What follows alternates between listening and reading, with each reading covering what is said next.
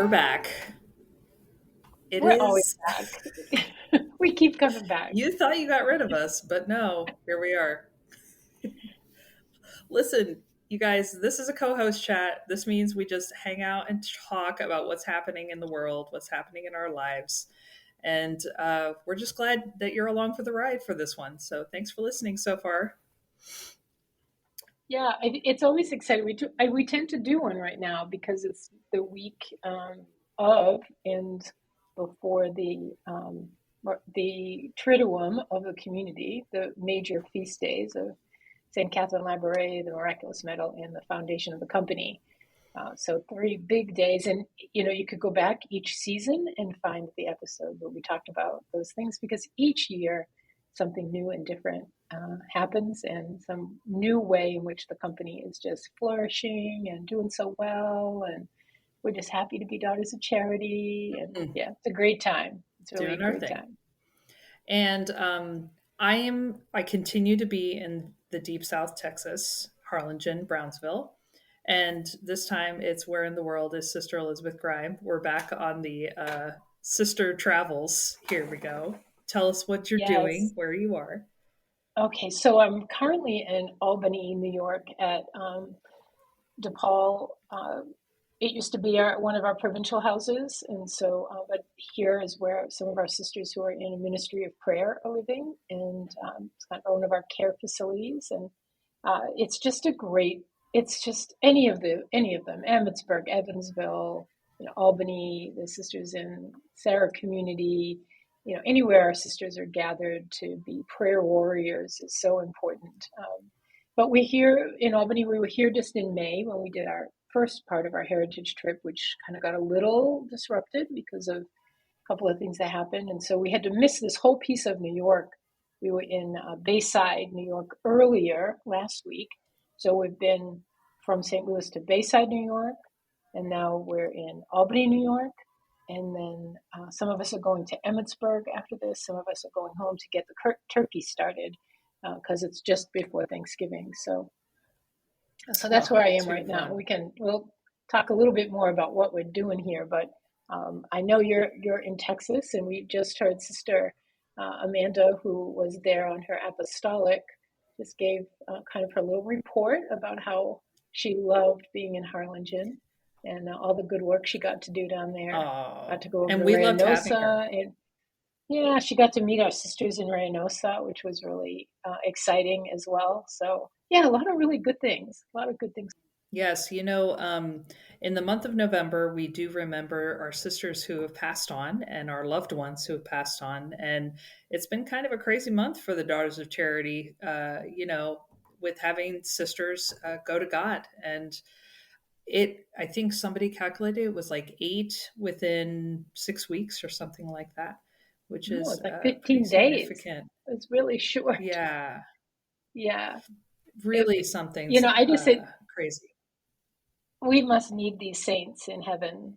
There must be something coming in our future that we need these prayer warriors in heaven. So we have our sisters praying for us in our care facilities, and now we have these warrior saints because we know that the work of a daughter of charity, according to our constitutions, never ends. Right? The prayers of our Mm. sisters who have gone to God are part of the mission. Their continued mission for those who are living in poverty, but also for the company.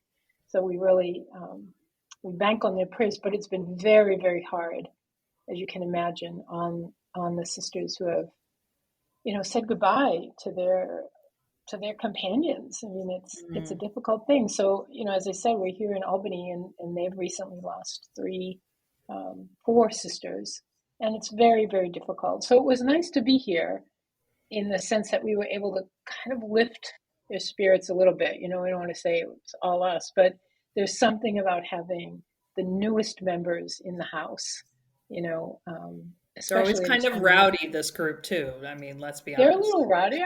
They're not rowdy. Come on now. Full of They're joy, full of joyful. the They're full Spirit of of the Lord. joy. They are absolutely full of joy.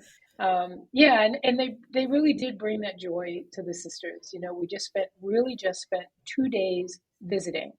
Like no agenda. We weren't here to, do anything great. We didn't have to have some big plans and any big meetings. We did have one kind of session where they got to talk about their apostolic, which was great. But it was really that sense that the sisters here have said goodbye, to these sisters, but also to see the community continuing.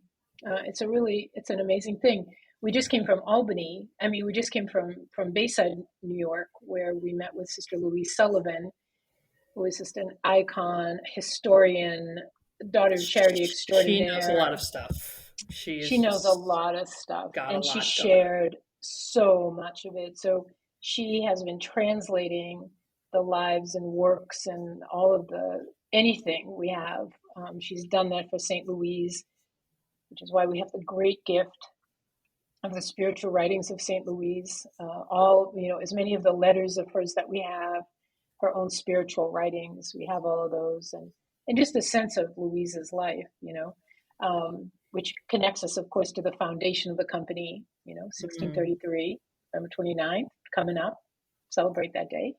And also Sister Rosalie Rondeau, who, worked somewhat with the St. Vincent de Paul Society, but was just an extraordinary daughter of charity in her own right, is like the daughter of charity of Paris. They kind of own her, all the other daughters of Oh, charity are this girl was second a only to her. total she was just legit during the French Yeah, yeah, Revolution, like climbing up on the barricades and saying, "There is no fighting here," and yeah, helping yeah. out both sides. Like, you have to read up on Rosalie Rondeau. What an Yeah, amazing and character. the beautiful thing is if you Google the spiritual writings of Saint Louise, or the biography of Rosalie Rondeau, check on DePaul University website. There's a Vincentian um, documents in ebooks, and you can get the spiritual writings of Saint Louise and this biography of Rosalie Rondeau online. I mean, it's Mm. amazing. You can read it in pieces. You can read the whole thing. You can download some of it to your Kindle and read it on the plane. You can. I mean, you just don't have to be without these incredible women. Louise Saint Louise never wrote a theology. She didn't write a book about, but you read about her, you learn about her through her letters, and just amazing. And then, of course, the stories of Sister Rosalie tell us so much about who she was. It's just this incredibly extraordinary daughter of charity that we all emulate, even for her rowdiness. Mm. And then we also talked about Mother Suzanne Guillemin, who was the Superioress General at the beginning of Vatican II, had been an auditor at the council, and then died very tragically in 1968, just Yes. before we were having a huge meeting. Kind of details a little complicated to get into if you don't know the DC lingo of all these meetings, but this was a pivotal meeting for the whole company. And at that time, there were 45,000 Daughters of Charity, and she died. And it was just Wow. tragic. To And lose yet, a giant like that, oh, at the height. yeah.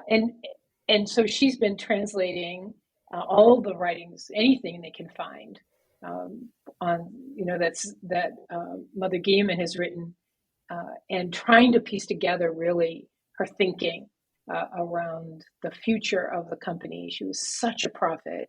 So you can imagine we spent 3 days with, Sister Louise Sullivan talking about these incredible Daughters of Charity of the past, and then come here to Albany to spend time with our older sisters, these wisdom figures whose shoulders we stand on. Just really has been an incredible couple of weeks, and we've just been really excited to spend the time here. I'm sure they were furiously taking notes and Oh my highlighting and gosh, doing all kinds of things absolutely, to try and yeah. remember all of that. You just want to download it into your system. You wish you could Oh, do it that way. yeah, yeah. We're going to have to definitely get Sister Louise on the podcast for sure to talk about any one of these women, and maybe to do a series. I have her do one of each of them because they're so unique. they're from three different, completely different centuries, and yet they still have a universal message of service, of community, of faith. Yeah, it's really pretty amazing. They also got to spend some time with the CM, the Congregation of the Mission Seminarians, which was Ooh, very fun. exciting. We went to St. John's University, got a tour of the university with Sister Pat Evanick, another amazing daughter of charity. We stayed with the wonderful sisters at Bayside, but we did spend some time with the CM seminarians, guys who were in their philosophy years, the early first 4 or 5 years of their 10-year journey toward priesthood. So it was a big kind of family celebration. Um, Father Pat Griffin, who you've heard talk about Barnabas and He's a friend of talk the about St. podcast. Joseph, a friend of the Yes. podcast, he came to celebrate Mass and had dinner with us. Now that I keep remembering these things that happen, I think it has been just an amazing celebration of the double family for sure. Mm. And what a great time to do that right before our feast days and right before Thanksgiving to give thanks for the gift of the company. I mean, we shouldn't forget how unique this was. We talk about it often, but people may not realize St. Louise taking this ragtag group of young ladies into her home to begin something that nobody understood because it had never been done before, to have a group of sisters live together in community and go out into the streets to serve the poor was unheard of at that time in the 1600s. So, I mean, first of all, you had to be a sister, you had to pretty much be rich, right? You were going to be cloistered, you had to have money to give a dowry and all of that. And so to have this group of mostly country girls, poor girls coming together, trying to live this life. I think of that often because we are a ragtag. We continue to be a very diverse, in so many ways, group of people who have this similar call. And it gives me hope to think back of St. Louis trying to figure it all out, basically building the plane while they were flying it, in a sense. Yeah, that's a great way to describe it because I think that's probably how she felt. I mean, we're talking 400 years ago, or 380 when the company was founded, right? It's crazy, and a lot of times people say, well, every group is apostolic now. You can be apostolic, meaning you're out serving and working with the poor, or cloistered. So what's the difference? Daughters of Charity were the first to do it, not be cloistered ever, but it's kind of that's the way it is now. And I think it's not just about that. It's not just that we worked outside the cloister. It's that we lived outside the cloister. We lived in what both Vincent and Louise felt was kind of this unprotected place. We talk about the charter, right, or the Mm-hmm. chata, as we say back in B Town, Boston, in this sense that the monastery walls, the cloister, all protect the sisters, the monastics from the wilds of the world. It gave them a life of prayer, and they had kind of protected their holiness.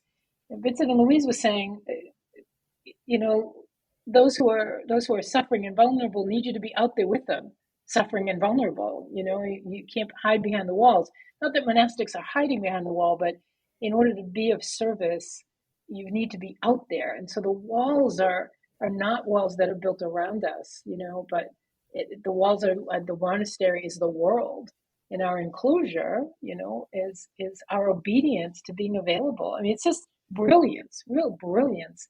So it's not just about what we do. I think that I'm learning more and more. It's about how we do it and where we do it. It's the intention of not just doing the apostolate, you know, but it's what virtues do we bring, what sense of openness do we bring to it? How do we see the expansion of the work based on the needs of the world in front of us? That's why we're in 92 different countries, right? around the world, because there's no limits when the monastery is the world, right? Mhm. When that's where you're to serve, there's no limits, and yet at the same time, they really saw that community life lived intentionally uh, and very clearly was so important, and a spiritual life, a life of prayer, was so important. And we've held on to those values, those virtues, those practices all these years. I think that's pretty remarkable, really. That we've stayed true to their vision completely, completely. We uh, we often refer to Saint Louise's last will and testament. We read it over and over again. I would imagine most of us have it memorized. But the thing that strikes me when it comes to around this Triduum of feast days is the charge that Saint Louise told us that Mary would be our only mother, and that's it can feel kind of bristling at first because it's like, wait a minute, I have a mother and she's pretty great. And now you're telling me that Mary is to be my only mother. And it draws some reflection about who is Mary in our spiritual life. I mean, she really is one of the cornerstones of being a daughter of charity is this Marian devotion, um, in her simplicity, in her yes to God, um, in her willingness to go through her own suffering and her own crucifixion of sorts, in union with her son. And um, I don't know about you, but when I found out about the Miraculous Medal and came to grow and understand it even more and more, it just has become such an important part of my own spirituality, of that, come to the foot of the altar. One of the things that Mary said to Saint Catherine Labouré, and in wearing the medal, and what does the medal symbolize for us. And I wish we could just do a whole episode on the Miraculous Medal because there's so much in there. We can, because we can do. I We have mean, the we are kind power. of talking about it right now, like we're in charge. We could Yeah, do this, right? But yeah, yeah. But no, I think you're right. I mean, we have just such a rich heritage, of the ways in which our founders tried to and helped us to see the ways that scripture and the story of salvation supports us, in all that we do. And Mary being, the mother of the one who suffers, but also the one who comforts as well. And for Louise to say Mary is your only mother, yeah, it is a little jarring. You think, well, what exactly does that mean? And I think about Jesus on the cross when he says to John, you know, this is your mother, and she is the mother to all in the church. She's the mother of the church. And I think in the wisdom, again, in the prophetic nature of Saint Louise and Saint Vincent and all of our community saints, Mary is that model of saying yes, because the other thing we'll be doing soon during right after Easter, or right before Easter, is renewing our vows. And we do that on the Feast of the Annunciation for a reason. That is Mary's fiat. It's the day she said yes. And so when we look to Mary to be her children, to be her daughters, it means to emulate and to model ourselves after her. And I think the Miraculous Medal also reminds us that Mary is such a loving mother. She wants us to ask for the graces, and so when she stands, Our Lady of Grace stands with, the rays from her hands, and some of them are gleaming and others are not. And she says, these are the graces that have not been asked for. It's okay to ask. It's okay to ask for the good things. It's okay to ask for help. It's okay to go to her as you would your mother, and she will help us. I think who wouldn't want to be a part of that? Who wouldn't want to believe that we have this incredible um, force, you know, Hmm. that can um, that can help us when we're in such trouble. We look to each other all the time, and sometimes we need to go to our mother and say, Mary, we need your help. We need you, and she will be there. She will be there to help us in a very loving and a very kind and gentle way. People might not know this, but the Miraculous Medal was not called the Miraculous Medal at the beginning. It was the Medal of the Immaculate Conception, no? I mean, Right? that was Yes. the name, but when these medals were made and when so many tremendous miraculous conversions, healings, etc. started to happen, it's the people that named it the Miraculous Medal, which is so cool because, like we weren't called Daughters of Charity at the beginning either. It's the people that Right. called us that. And so it really harkens back to our own foundation. But it just I was seeing some pictures from NCYC, which is this national youth conference that we had some representation. Shout out to the sisters who went to that on our behalf. Um, but I'm sure they're giving away hundreds of miraculous medals, and they have these giant ones that people can take pictures with. But that's the thing that people are drawn to. I mean, if you want to be drawn to a habit, go to one of the other communities because they have way better habits than us. But like we got the miraculous medal people. Yeah. And Yes, we do. that's enough. Like we'll take it, Yeah. man. I love it. Oh man. And when you think about Catherine Labouré, you know, St. Catherine, who has this experience with Mary, who's invited as a seminary sister, and those who have been listening, you know, the seminary sisters are the youngest in vocation, right? They're just showing up at the door, you know, and being brought into the company. They are the newest members of the company. And Catherine, in her newness, in her zeal, you know, to be a daughter, and in her own sense of being connected, she had seen visions of Vincent and his heart, and she's just so amazingly connected to the spiritual side. You know, the sense that this veil that separates us was very thin around Catherine Labouré, right? Mm. But that she's welcomed and brought to the altar so that Mary can speak with her.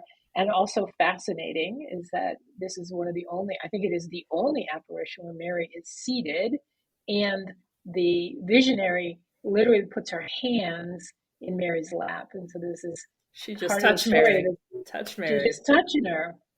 And I'm thinking, I don't think those things are just to be fooled with. You know what I'm saying? Like, this is important. This is important. That the tenderness, the personal touch, every part of the newness of St. Catherine, her zeal, her joy as a young sister, you know, Mary just used all of that to bring this medal to life. And it was not easy. I mean, nobody believed this poor young girl, you know, they were like, yeah, right.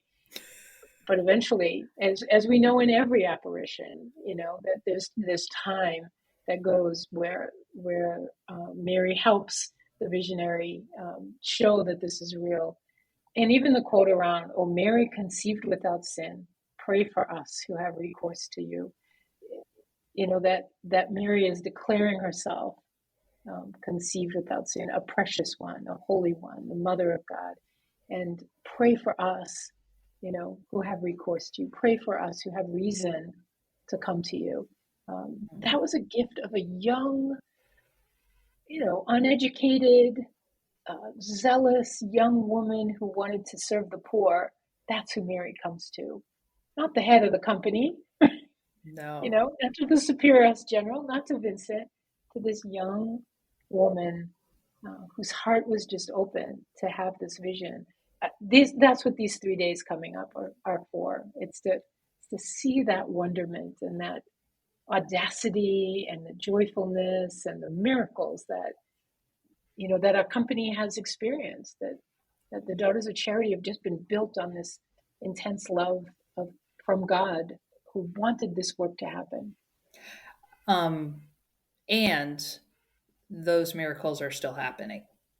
Oh, yeah, every There, day. there is power in the miraculous medal. Um, it's not a superstition. It's not a good luck charm.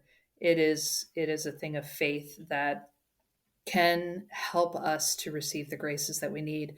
In fact, you know, among the daughters, when we go to Paris, we often put the medals onto the chair on which Mary sat, and we can argue about whether that was the actual chair. Blah blah blah. Like, what? It's okay. She was in that space. She I was in don't it. It's care. okay. She was in that space. Yeah. So That we know she was there. she Yeah. was there in that chapel. Catherine Labouré done. So I had this little medal in a rectangular thing that as we do, and I a friend of our family's was going through a cancer diagnosis, and we went over to visit her. And I, in that time, this was probably 2010, maybe something like that, 2011. And we prayed with her. And of course, my parents are charismatic people. So it's a lot of like, outward expression and prayers out loud over her and laying on of hands and everything. And I gave her the medal from Paris that I had in my wallet. I carry a couple of them around, um, and she received it graciously and was very happy. And then, of course, several months later, they said that they called my parents and said, like, please tell your daughter that the cancer's gone, that she was healed. The doctors cleared her, and like she feels very strongly that was what healed her. And who are we or me or anyone to say that it wasn't? Um, we are people of faith, and God does amazing, miraculous things even today. And I believe in it, man. Like giving people the medal, it's got the whole catechism, the faith on the back in imagery, and um, we have to know that God is looking out for us and wanting to just shower us with graces, and it's just a matter of us being open to it, not to be Teflon where it just slides right off, because we're not paying attention, but to be stickiness, so that all those graces will just come to us and just stick to us. Um, but what a blessing to wear the medal, to give the medal to people in need, to pray with them with the medal. Um, these are things that we can offer that social workers can't offer. Not all therapists are going to offer that. We as sisters, as people of faith, as Catholic Christians, can offer each other that gift of being there for each other and helping people to be open to the grace of God. Yeah, that's a beautiful story. Thanks for sharing that. And yeah, it is a story of faith. Like you say, it's not a talisman, it's not a good luck charm. Um, but sometimes holding something in your hand, or as you said, it tells the story. It's like the stained glass windows in the church that tell us our story of salvation. And but the stories are the truth. The stories are told about what's really happened. And this medal is something that was important for the church to have, so that people could use it to express their faith in a way that's so tangible, and yet and be able to really witness to the way in which their faith has healed them. Over and over and over in Scripture, we hear Jesus heals people, and he doesn't say, "I healed you." He says, "Your faith has healed you. Mm. Your faith has healed you. Now go. Sin no more. Go show yourself to the people." Or whatever we're supposed to do. We're supposed to leave. We're not supposed to just hang out with him. We're supposed to go and show the glory of God. And that's also what we can do by wearing a miraculous medal, wearing it openly, so that others can see we are people who believe, who are people with faith, and want to openly share that story. Yeah, I think that's great. So thank God for that story. Thank you. Yeah, dude, it's something special, and now you know a little bit more why we love these 3 days, and not that's not all, friends. We have more coming for you in Advent in December. We have some very special episodes that you are going to love. We've invited 4 sisters to choose a reading from that week of Advent, not necessarily the Sunday, although it could be, to give a reflection and have a little conversation about this particular reading that they've chosen to give us some inspiration and thoughts for a holy Advent in preparation for Christmas, which Advent is really short this year, people. So I'm a little bummed out by that. But I guess the 4th week of Advent is Sunday and Christmas is Monday, no? It So is, yeah, it is. come It on. is. We'll figure out. I know. It is, and we try, but we are going to have these 4 sisters.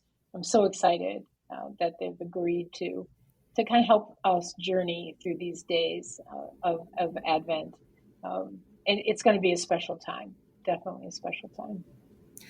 I do want to share one final thing with you.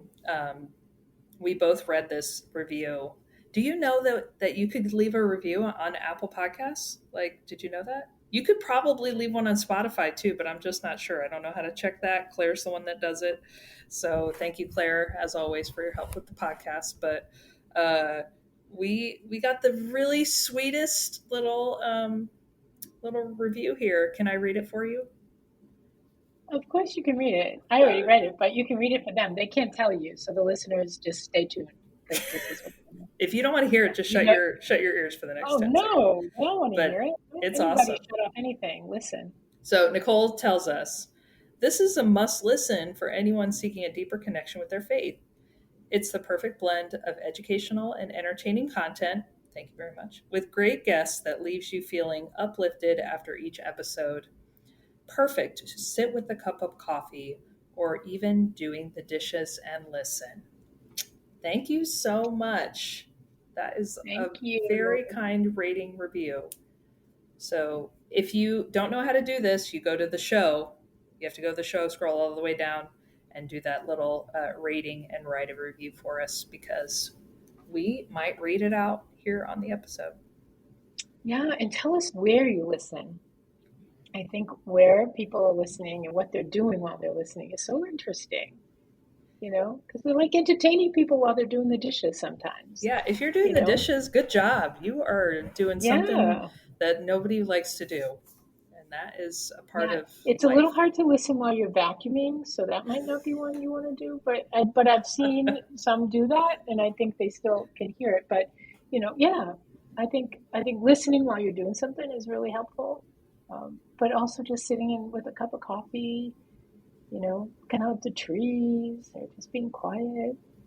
It's nice time to listen to. We're so glad you guys listen, and we hope you have an amazing Advent. Well, before that, Thanksgiving, the Triduum of feast days, and then of course the beginning of Advent.